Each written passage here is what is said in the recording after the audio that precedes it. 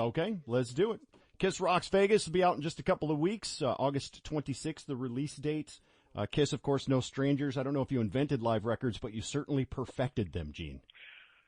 Well, there were certainly live records before us, but in the days before there were such things as platinum albums, actually 1976, our Kiss Alive album, which was a double album, became the second platinum record of all time. The first one was the Eagles' Hotel California. Ours was a double album, and they both came out the same week. And after our double live album came out, it became the way bands promoted themselves. Before then, live records is what you did after your career was completely over. And we did it for a totally different reason, because intrinsically Kiss is really about being a live band. No backing tracks, no disco boys on poles, no lip syncing. We play just four guys on stage sweating.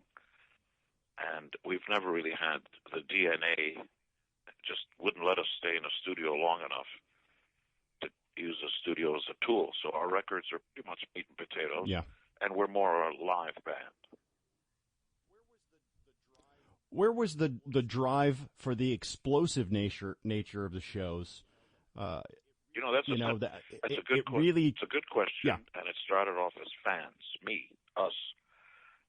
We got so sick and tired and disappointed through the years as kids going to see our favorite bands. When you'd show up live and you'd find this hippie on the floor with an acoustic guitar cross-legged like he's living in India, and with incense burning on either side, and he's sitting on a Persian carpet, and peace and love, brothers and sisters. And I'm going, really? That's it?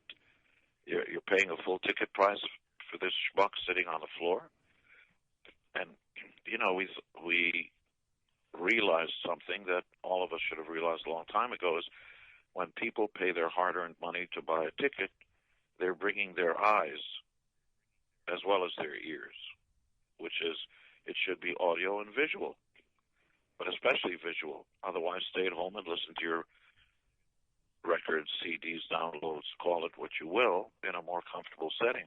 Why would you want to fight traffic and do all that and go to an event when there's nothing to see? Good Lord.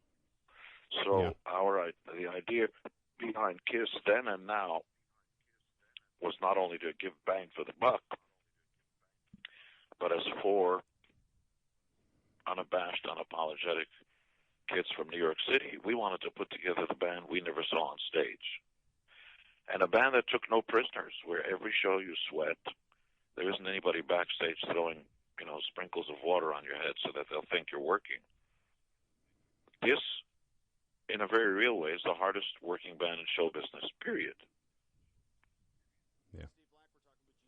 I'm Steve Black. We're talking with Gene Simmons, obviously from KISS. The album KISS Rocks Vegas and CD coming out on multiple formats, August 26th, and the upcoming tour. I think this is really cool. I don't think enough bands do this, Gene, but mostly secondary markets. Instead of hitting, Detroit, it'll be Saginaw and Toledo.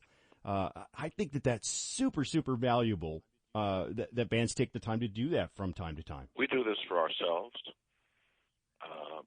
This ain't a marketing ploy, obviously, because unfortunately the media doesn't pay attention to places like Mankato and, Colorado Springs. That just doesn't hit the headlines.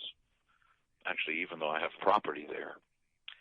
And the reason we're doing that is that's where we cut our teeth. When we first started, before MTV, cell phones, technology, before digital, before anything,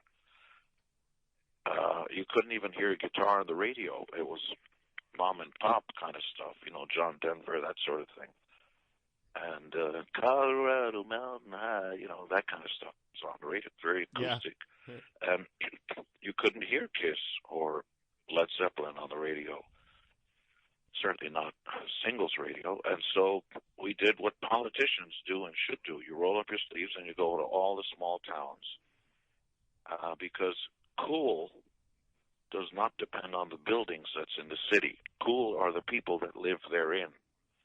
and some of the coolest people I've met. Sample complete. Ready to continue?